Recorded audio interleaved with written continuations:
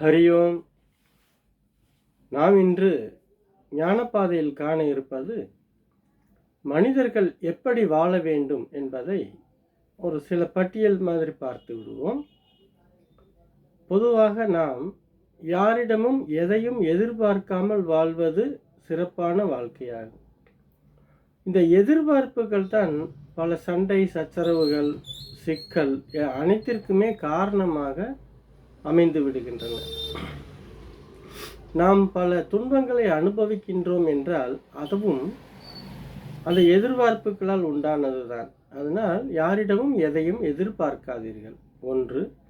2, நம் வாழ்க்கையில் முடிந்தவரை பாவங்கள் செய்யாமல் இருப்பது நல்லது. ஏனென்றால் நாம் செய்யும் பாவங்கள் நம்மை மட்டும் தாக்காது, நம் குழந்தை குட்டிகள் பாரம்பரியத்தையுமே பாதிக்கும் என்பதால் பாவங்கள் செய்யாமல் இருப்பது மிகவும் சிறப்பான வாழ்க்கை. பொதுவாக எது நிம்மதியான வாழ்க்கை என்றால் ஒழுக்கமான வாழ்க்கை தான் நிம்மதியை தரும். நாம் ஒழுக்கமாக வாழவில்லை என்றால் நீ என்னதான் உயர்ந்தவனாக, பணக்காரனாக, வசதியானவனாக இருந்தாலும் உன்னை யாரும் மதிக்க மாட்டார்கள். பொதுவாக முன்னால் மதிப்பது போல் நடித்தாலும் கூட பின்னாடி பல சாபங்களை இடுவார்கள். அதனால் ஒழுக்கம் மிக மிக அவசியமான ஒன்று. அதேபோல் எல்லோரிடமும் அன்பாக பேசுங்கள். பொதுவாக கணவனிடத்தில் மனைவியும், மனைவி இடத்திலும் கணவனும் ஏதோ ஒரு பயம் இருந்து கொண்டே இருக்கின்றன.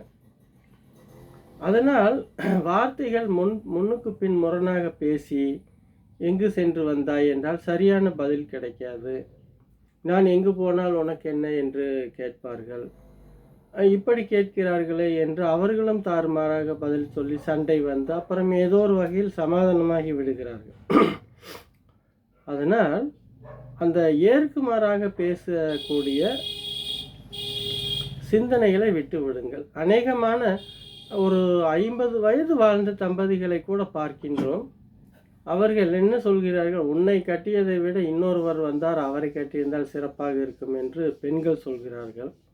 அதேபோல் உன்னை விட இன்னொருத்தியை பார்த்தேன், அவளை கல்யாணம் செய்திருந்தால் சிறப்பாக வாழ்ந்திருப்பேன் என்று ஒருவருக்கொருவர் குறை சொல்லித்தான் வாழ்ந்து கொண்டிருக்கிறோமே தவிர நல்ல வாழ்க்கை இதுதான் அமைந்திருக்கிறது, அமைந்ததை எப்படி சிறப்பாக வாழ வேண்டும் என்ற சிந்தனை யாருக்கும் வருவதாக தெரியவில்லை. ஆனால் உணர்ந்து கொள்ளுங்கள்.